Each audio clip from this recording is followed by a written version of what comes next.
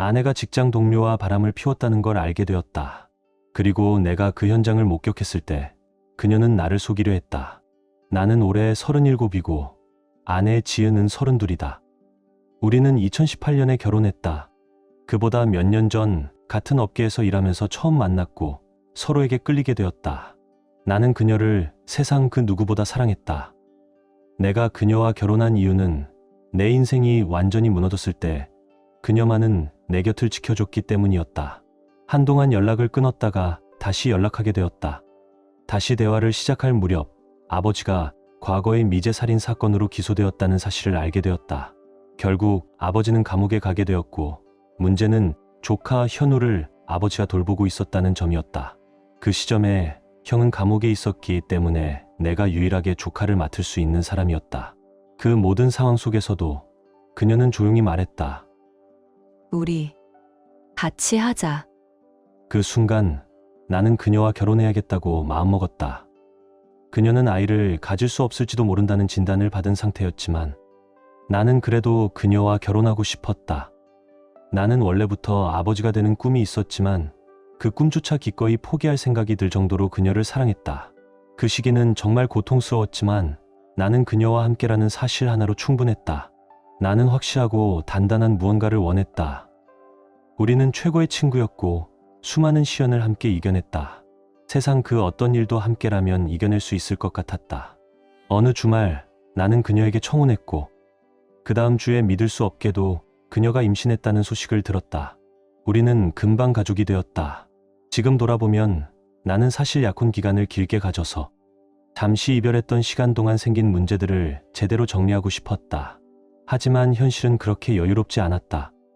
우리는 바로 가족이라는 이름으로 던져졌다. 2018년에 결혼했고 그 당시엔 모든 게 좋았다. 나는 그녀를 너무나도 사랑했고 비록 결혼 생활이 완벽하진 않았지만 나는 언제나 그녀에게 충실했고 그녀는 내 인생에서 가장 소중한 사람이었다. 2021년으로 시간이 흐르고 우리는 다른 주로 이사하게 되었다. 코로나로 인해 우리 사업이 무너졌고 나는 새로운 직장을 구해야 했기 때문이다. 새로운 일은 출장도 잦았고 그녀는 새 아이를 돌보는데 가족의 도움이 필요하다고 해서 그녀의 본가 근처로 이사했다. 우리는 조카 현우를 포함해 2명의 사랑스러운 딸을 키우고 있었다. 지은이는 마지막 직장을 그만두고 가족과 가까운 지역에서 새로운 일을 시작했다. 하지만 집에서 지내는 걸 무척이나 싫어했다. 그녀의 가족은 언제나 잔소리와 판단으로 가득했고 도움을 받으려 하면 꼭 무언가를 요구했다. 마치 피를 짜내는 듯한 기분이었다. 그건 결국 우리 둘 모두를 지치게 만들었고 지은이는 과거 자신이 왜 그 집을 떠났는지를 다시금 떠올리게 되었다. 이때 이전 직장에서 다시 그녀를 불렀다. 그 일터는 집에서 차로 4시간 거리였고 우리는 부부로서 충분히 의논하지도 못한 채 그녀는 일주일 내내 집을 떠나 있는 생활을 시작했다. 처음엔 재택근무로 전환할 계획이었지만 막상 그 일을 시작하고 나니 그녀는 떨어져 있는 삶이 점점 좋아지기 시작했다. 그녀는 나를 집에 두고 아이들을 맡기고 떠났다. 물론 나는 아이들을 사랑했지만 그건 정말로 힘든 일이었다. 나는 점점 버려졌다는 느낌을 받았다. 출장은 여전히 주 2회 다녀야 했고 아이 셋을 돌보며 그녀의 가족과도 부딪히며 지내야 했다. 주말에 그녀가 집에 돌아오면 매번 싸움이 반복되었다.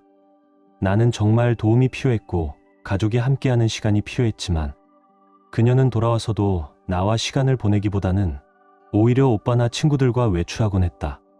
나는 그저 도움이 필요했을 뿐이었다. 우리가 일하는 업계는 대부분이 남성 중심이다. 지은이는 점점 나에게서 멀어졌고 우리는 더 이상 서로를 갈망하지도 않았다.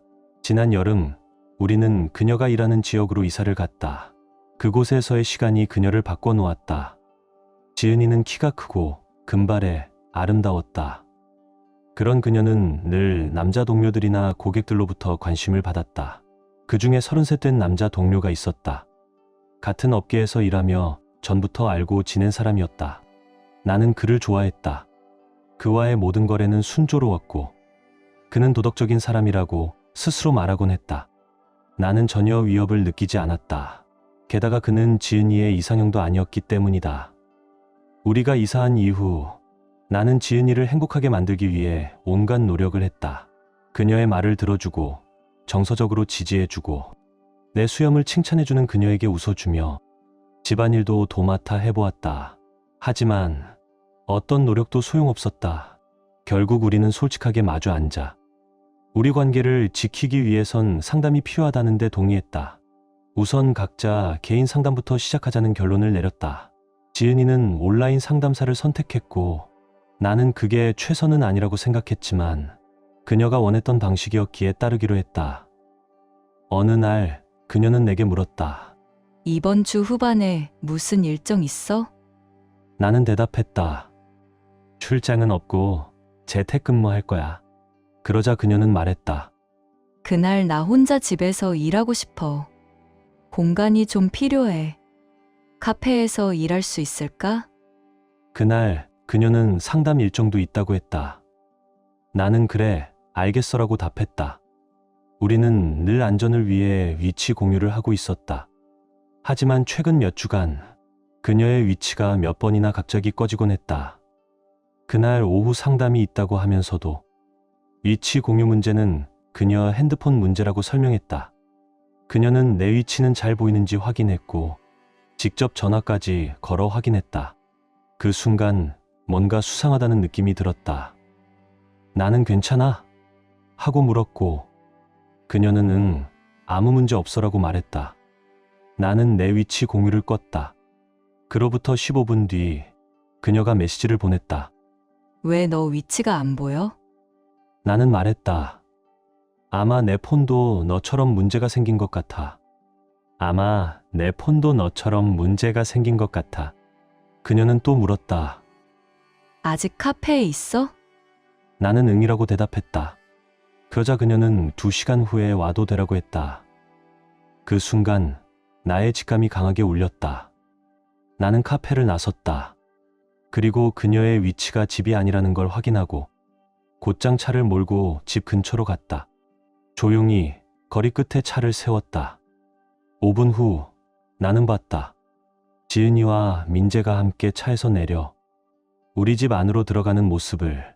그 순간 그녀가 상담을 받는 게 아님이 분명했다. 나는 심장이 터질 듯 뛰는 상태로 10분을 기다렸다. 무엇을 보게 될지, 그것이 나를 얼마나 파괴할지. 하지만 알아야만 했다. 나는 집 안으로 들어갔다. 거실엔 아무도 없었다. 그녀와 함께 일하는 남자가 다른 방에 있을 이유가 없다. 나는 조용히 침실 문을 열었다. 그리고 그곳에서 둘이 나란히 침대에 있는 모습을 보게 되었다. 분명히 그 상황은 단순한 대화나 상담으로는 설명되지 않았다. 나는 그녀를 바라보며 소리쳤다. 이게 새로운 종류의 상담이야? 둘 다 얼굴이 하얗게 질렸다. 깜짝 놀란 표정으로 얼어붙었다. 지은이는 나를 따라오며 말했다. 그게 아니야. 오해야. 나는 무너져 내렸다. 눈물은 흐르지 않았지만 몸과 마음이 제멋대로 움직이기 시작했다. 내 세상이 송두리째 무너지는 기분이었다. 민재는 가능한 빠르게 방을 나섰고 지은이는 내 앞을 가로막으며 그를 가렸다. 나는 나가려고 했다. 하지만 지은이는 내 길을 막으며 나를 붙잡았다. 나는 원래 여자에게 손을 대는 걸 절대 하지 않는다. 하지만 그 순간 내가 알고 있던 지은이와는 전혀 다른 완전히 집요한 모습의 그녀가 있었다. 나는 그저 떠나고 싶었다. 과거의 나는 미식축구에서 수비 라인맨이었다. 그때 익힌 몸놀림으로 물리적 충돌 없이 그녀를 피했다. 겨우 차에 도착했을 때 지은이는 또다시 내 앞을 막아섰다. 나는 그녀를 속여 마치 대화를 하려는 척하며 기회를 엿봤고 그 순간을 틈타 전력 질주해 차에 올라탔다. 그리고 그대로 도망치듯 출발했다. 차 문 손잡이를 붙잡으려던 그녀는 아마 손톱이 부러졌을지도 모른다. 나는 온몸에 불안과 혼란이 몰려왔다. 도무지 이해할 수 없었다. 어떻게 그녀가 그런 짓을 했을까? 나는 그저 그녀를 행복하게 해주려고 노력했을 뿐인데 그 침대 위에 벌거벗은 채 있던 그 남자의 모습이 아직도 내 머릿속에서 떠나지 않는다. 그토록 도덕적인 사람처럼 굴던 그는 결국 내 침대 위에 있었다. 나는 아직도 이 모든 걸 받아들이지 못하고 있다. 첫 번째 업데이트. 차를 몰고 도망치던 그때 사실 어딘가에 차를 세우고 숨을 돌렸어야 했다. 나는 과호흡에 빠졌고 심장이 진정되지 않았다. 하지만 그 순간 머릿속에 떠오른 첫 번째 생각은 아이들이었다. 나는 곧장 학교로 가서 아이들을 데려왔다. 그 시점부터 지은이에게서 수십 통의 전화와 메시지가 쏟아졌다. 나는 그녀의 번호를 차단했다. 그 순간 내 머릿속엔 오직 하나뿐이었다. 아이들은 어디 있지? 괜찮을까? 내가 직접 돌봐야 안심이 될 것 같았다. 지금 나에게 필요한 건 그녀가 아니라 아이들이었다. 그녀는 자신이 저지른 일에 홀로 남겨져 스스로를 돌아보는 시간을 보내야 했다. 아이들을 데리고 나는 차로 2시간 거리의 친척 집으로 향했다. 그날은 금요일이었고 나는 온전히 아이들과 주말을 보내며 마음을 다잡을 수 있었다. 차 안에서 지은이의 어머니에게서 연락이 왔다. 그녀는 우리 사이의 중재자였다. 나는 딱 한마디만 전해달라고 했다. 아이들은 안전해요. 그리고 그 외의 어떤 정보도 지은이에게 말하지 말라고 했다. 가족을 무너뜨린 건 지은이 본인이었다. 그녀는 그 대가를 감당해야 했다. 장모님은 내 말에 동의했고 지은이에게 아이들은 안전하다는 말만 전했다. 나는 마음속이 텅 비어 있었다. 유일하게 나를 움직이게 만든 건 아이들이었다. 우리는 주말 동안 여러 가지 활동을 함께하며 정말 좋은 시간을 보냈다. 아이들은 엄마가 어디 있는지 물었다. 나는 말해주었다. 이번 주말은 아빠랑 보내는 시간이야. 나는 여전히 지은이에 대해 아이들에게 나쁜 인상을 심고 싶지 않았다. 아이들은 언젠가 스스로 판단하게 될 테니까. 나중에 알게 된 사실이지만 지은이는 내 정서 상태를 걱정하며 혹시라도 내가 아이들에게 상처를 줄까 두려워했다고 한다. 그 말은 그녀가 이제는 나를 전혀 알지 못한다는 걸 뜻했다. 나는 절대 그런 짓을 할 사람이 아니다. 그녀는 나를 오해했고 내가 어떤 사람인지 잊고 있었다. 상황을 조금 더 설명하자면 나는 정말 그녀를 사랑했고 그녀를 행복하게 해주고 싶었다. 하지만 그녀는 늘 자기중심적인 면이 있었다. 내가 아플 때면 그녀는 더 아픈 척을 했다. 내가 힘들다 말하면 그녀는 더 큰 문제를 만들어냈다. 조카 현우를 입양하자고 했던 것도 돌이켜보면 그 시점에서 나를 묶어두기 위한 수단이었는지도 모른다. 그 시절 나는 사회적으로 매우 성공했고 내가 가진 좋은 성격과 가치들은 누구라도 원할 만한 것들이었다. 지은이는 그걸 놓치기 싫었을 것이다. 우리가 잠시 떨어져 지내던 시기에 지은이는 그 모든 상황을 깨닫고 그걸 기회로 삼았다. 나는 어린 시절부터 받은 환경 탓에 스스로에 대해 자신감이 부족한 부분이 있다. 하지만 주변 사람들은 내가 좋은 사람이라고 말해준다. 언제나 상황을 더 좋게 만들려고 노력한다고. 그게 바로 내가 되고 싶은 사람이다. 완벽하다고 말하려는 건 아니다.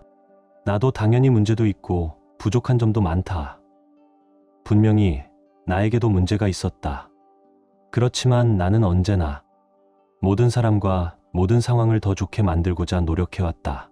조카 현우는 지은이에게 점점 부담이 되는 존재가 되었다. 우리는 그녀의 임신 소식을 듣자마자 동시에 조카를 입양하며 가족이 되기로 했다. 그건 너무 갑작스럽고 빠른 변화였다. 지은이는 자신의 인생 일부가 빼앗겼다고 느꼈던 것 같다. 그래서 현우에게 어느 정도 분노를 가지고 있었던 것 같다. 둘의 관계는 항상 삐걱거렸다.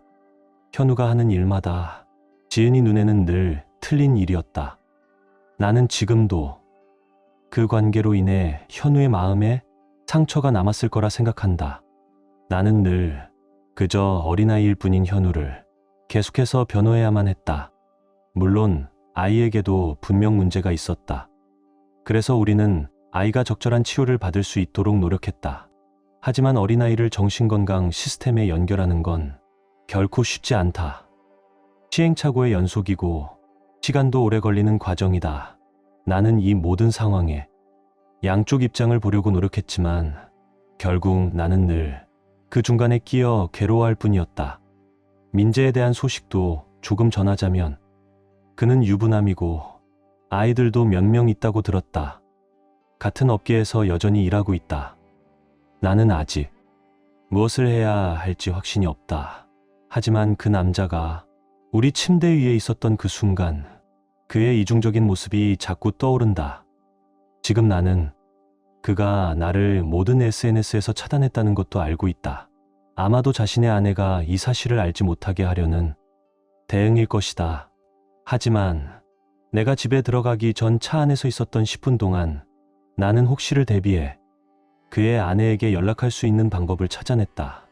누군가의 인생을 완전히 파괴할 수 있는 힘이 내 손에 있다는 사실은 솔직히 무섭다.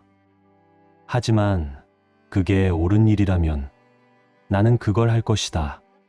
누군가를 무너뜨리는 일에는 분명 장점도 있고 단점도 있다. 하지만 그를 그냥 놔두고 아무 일 없이 넘어가는 것도 그건 너무 억울하다. 그리고 혹시를 위해 말씀드리자면 나는 그 장면 전체를 휴대폰으로 녹화해 두었다. 나는 지은이의 차단을 풀었고 지금은 아주 제한적인 연락만 하고 있다. 그녀에게도 말했다. 이런 방식으로 대화하고 싶지 않아. 아이들과는 통화를 허락했다. 아이들에게 엄마가 너희를 보고 싶어 한다는 말을 전하게 하려고 나는 그녀와 직접 마주 앉아 내가 느끼는 모든 감정과 불만을 글로 정리해서 말할 생각이다. 많은 분들이 말하길 그냥 변호사에게 가라고 한다.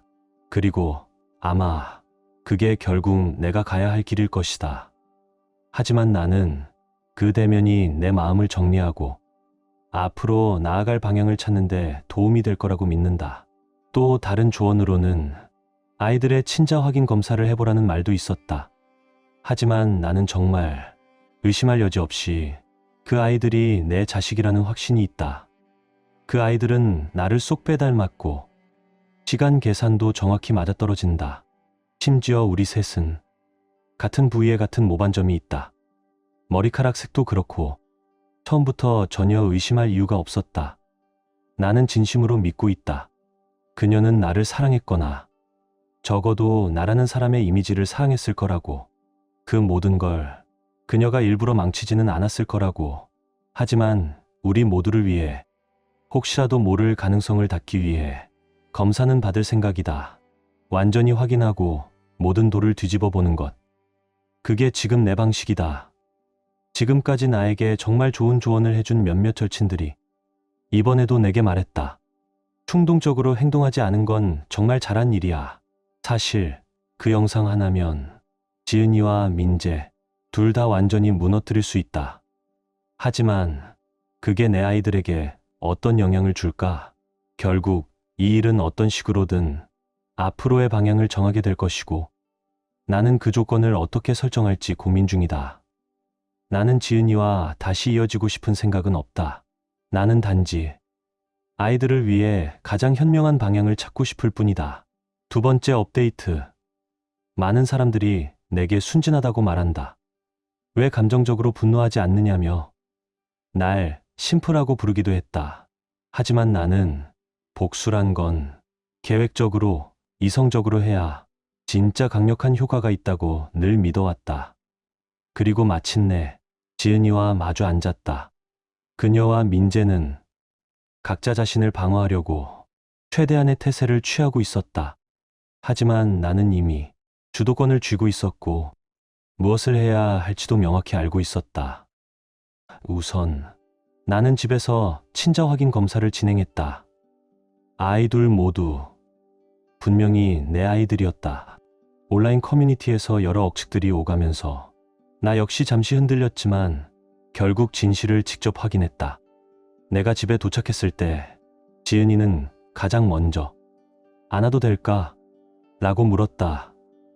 나는 거절했다. 더 이상 내 감정 위에서 그녀가 장난치게 둘 수 없었다. 그녀가 울기 시작했지만 솔직히 말해 나는 아무런 감정도 느껴지지 않았다. 나는 대화에서 주도권을 쥐고 싶었기에 그녀에게 먼저 말할 기회를 줬다. 지은이는 말했다. 정말 미안해. 그날 당신 얼굴을 보고 나서 그 표정이 계속 떠올라. 그녀는 내가 최근에 얼마나 많이 노력했는지, 얼마나 성장했는지를 되돌아봤고, 자신은 이미 마음속에서 다른 방향으로 가고 있었다고 고백했다. 결국 이 상황이 그녀로 하여금 내가 어떤 배우자였는지 깨닫게 했다고 말했다. 우리가 요즘 부부관계도 거의 없었기에 그녀는 민재에게 딱 한 번만 내가 다른 사람과 가능할지 실험하고 싶다고 말했다고 한다. 자신의 감정 상태 때문인지 아니면 정말 나와의 관계가 문제인지 확인하고 싶었다는 것이다. 나는 단 1초도 그 말을 믿지 않았다.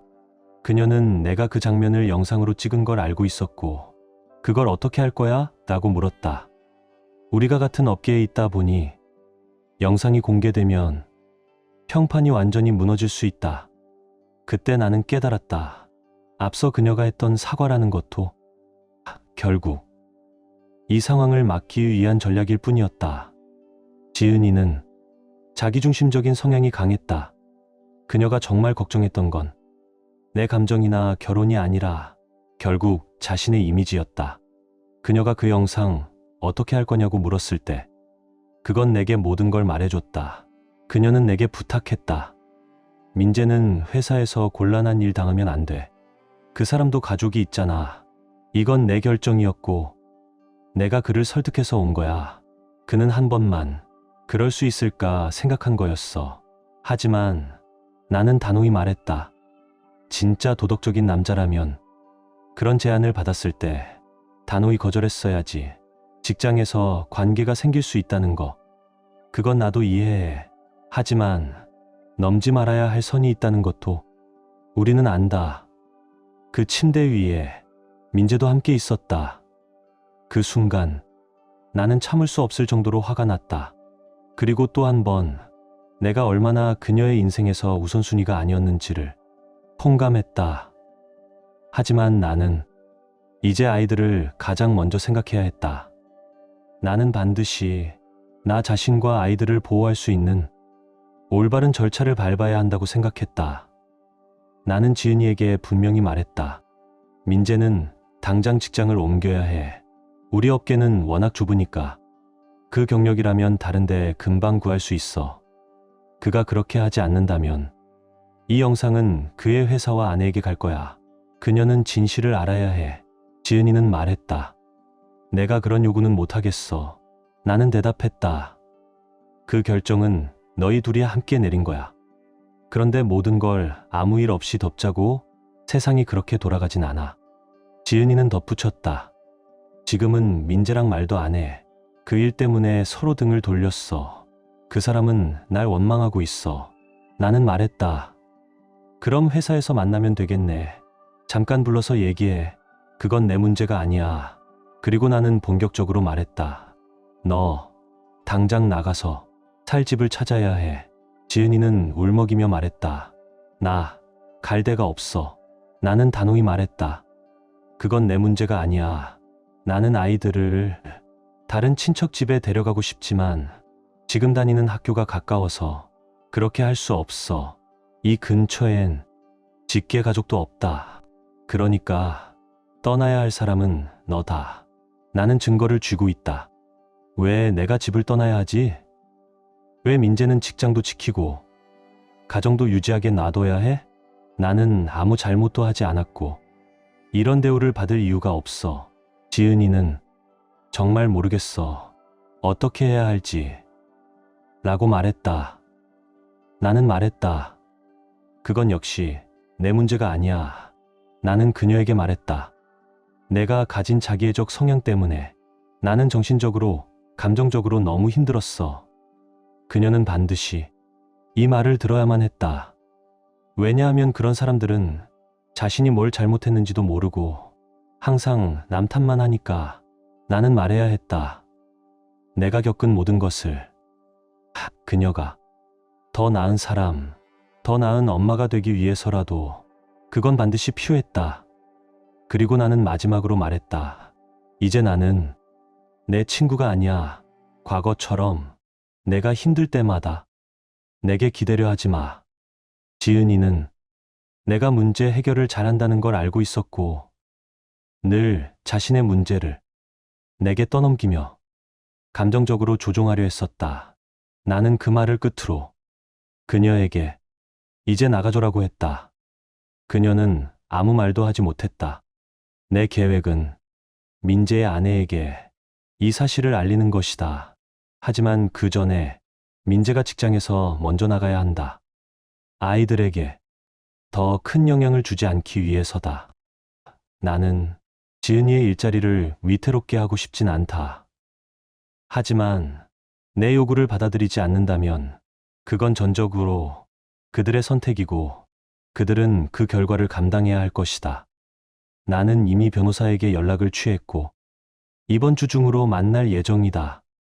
그는 이 사건 전체뿐 아니라 우리 결혼 생활 내내 있었던 모든 일들을 알게 될 것이다. 이후 진행 상황은 다시 정리해 올리겠다. 우리는 결혼 전에 이미 함께 살고 있었다. 이건 내가 늘 마음속으로 고집하던 부분이었다.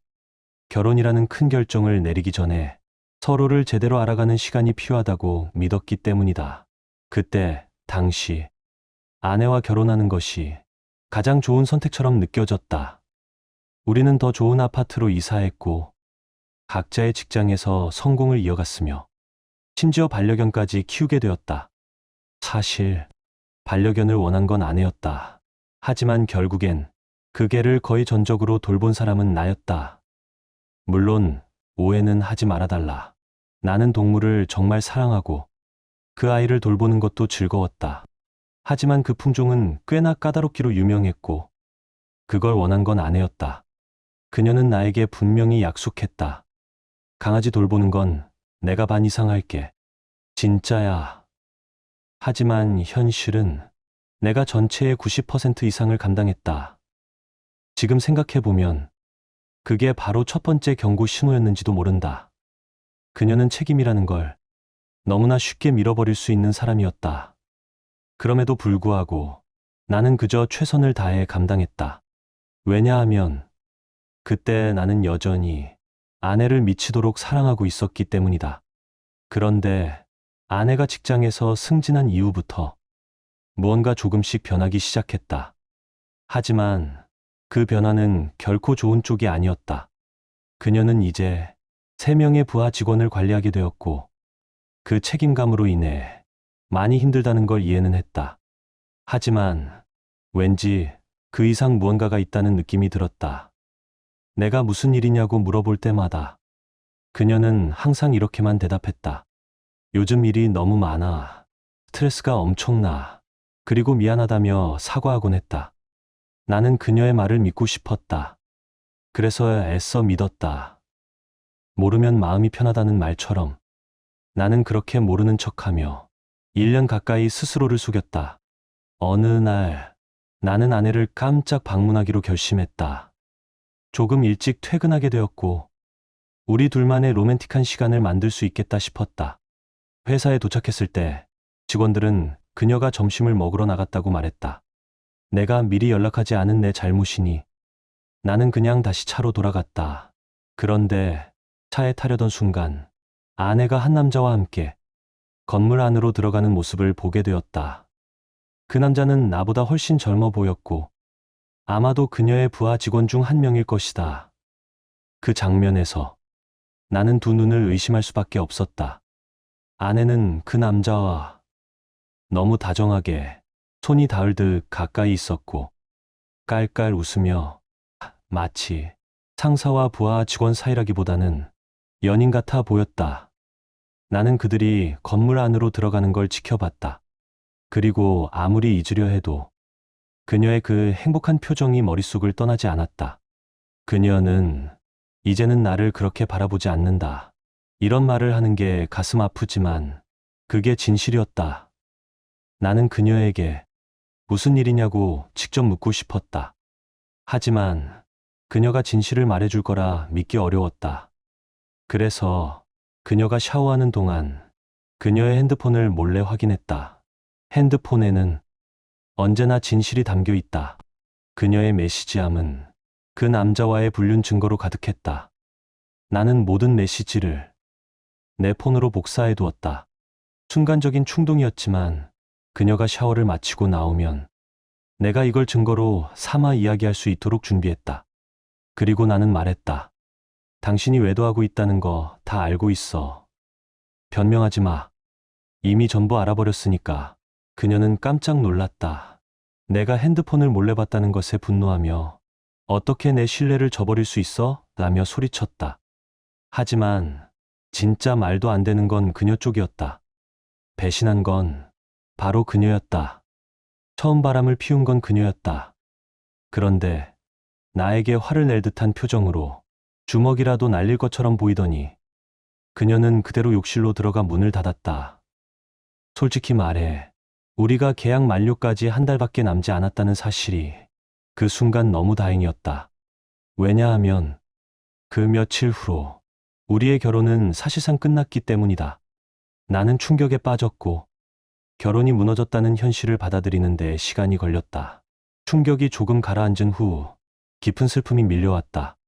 아내는 친정으로 돌아갔고 그녀의 부모는 당연하다는 듯 그녀를 감싸주었다. 그녀는 언제나 그 집안에 절대 잘못이 없는 딸이었다. 나는 결국 변호사를 찾아갔고 지금 살고 있는 아파트 단지 내에서 혼자 지낼 수 있는 더 작은 유닛으로 이사할 계획을 세웠다. 하지만 그녀는 아무런 대가도 치르지 않는 듯 보였다. 가족도 친구들도 다 그녀 편이었고 직장도 여전히 잘 다니고 있었다. 그때 나는 결심했다. 이제는 그녀의 직장에도 이 사실을 알릴 때라고. 나는 확실한 증거가 있었고 숨길 이유도 없었다. 그 결과는 놀라울 만큼 빠르게 나타났다. 아내는 회사를 그만둘 수밖에 없었고 그녀의 부하 직원이었던 그 남자도 다른 부서로 전보되었다. 그녀가 직장을 그만뒀다는 사실을 알게 된 후 그녀는 나에게 연락해 화를 내며 말했다. 당신 때문이라는 거 다 알아. 나는 부인하지 않았다. 그래. 맞아. 당신이 보냈던 메시지들 그날 다 캡처해서 가지고 있었어. 그녀는 소리치며 울었고 자기 아버지를 통해 변호사를 선임하겠다고 협박했지만 그건 다 허세였다. 잘못을 저지른 건 그녀였다. 직장에서 금지된 부하 직원과의 관계를 가진 건 명백한 규정 위반이었다. 이혼이 최종 확정되었을 때 정말로 마음이 놓였다. 우리는 이제 더 이상 법적으로 부부가 아니었다. 그때까지의 나는 충격과 절망 사이를 계속 오갔다. 하지만 이혼이 마무리되었다는 사실은 내가 치유받을 수 있는 처음이자 가장 중요한 계기가 되었다. 한동안 전 아내는 나를 괴롭히려고 들었지만 시간이 지나면서 그마저도 사라졌다. 왜 그런 행동을 했는지는 솔직히 말해서 이제는 궁금하지도 않았다. 이제는 그녀가 완전히 내 인생에서 사라졌다는 것만으로도 충분했다. 그녀에 대한 마지막 소식은 이랬다. 새로운 직장을 구하긴 했지만 이전보다 월급도 낮고 조건도 안 좋은 곳이었다. 갑자기 회사를 나와버렸기 때문에 좋은 자리를 찾기 어려웠을 것이다. 모두 그녀 스스로 자초한 일이었고 누굴 탓할 수도 없는 일이었다. 지금도 나는 모든 게 어디서부터 잘못되었는지 정확히는 모르겠다. 왜 그녀가 바람을 피웠는지도 아직 모르겠다. 내가 내린 결론은 하나뿐이다. 그녀는 그냥 직장에서 몰래 연애하며 그 짜릿함을 즐겼던 사람일 뿐이었다. 그 남자가 젊었기에 그녀는 자신의 자존감을 그걸로 채웠을지도 모르겠다. 솔직히 말하면 그녀는 그 직장에서 꽤나 멀리까지 올라갈 수도 있었던 사람이다. 나는 그 이후 또 한 번 승진했다. 그리고 더 좋은 기회가 바로 눈앞에 다가오고 있다. 반려견은 이혼하면서 당연히 내가 데려왔다. 원래부터 내가 돌보던 아이였기에 그녀가 데려갈 수는 없었다. 이제는 정말 솔직히 말할 수 있다. 나는 전 아내가 앞으로 어떻게 되든 전혀 신경 쓰지 않는다. 5년 후에 그녀가 어디에 있든 나는 상관없다. 나는 내 행복을 향해 가고 있고 그녀는 영원한 불행 속으로 향하는 것처럼 보인다. 그녀가 언젠가 자신이 한 일을 후회하길 바라는가? 조금은 그렇다. 하지만 언젠가 그조차도 바랄 필요 없이 완전히 무관심해지길 바란다. 결국 사랑이란 함께 이겨내는 것이지 혼자 참고 견디는 게 아니었어요. 끝까지 읽어주셔서 정말 감사합니다. 이 이야기가 당신 마음 한구석에 작은 울림이 되었길 바랍니다. 공감하셨다면 구독과 좋아요로 마음을 나눠주세요. 우리는 또 다른 이야기에서 다시 만나요.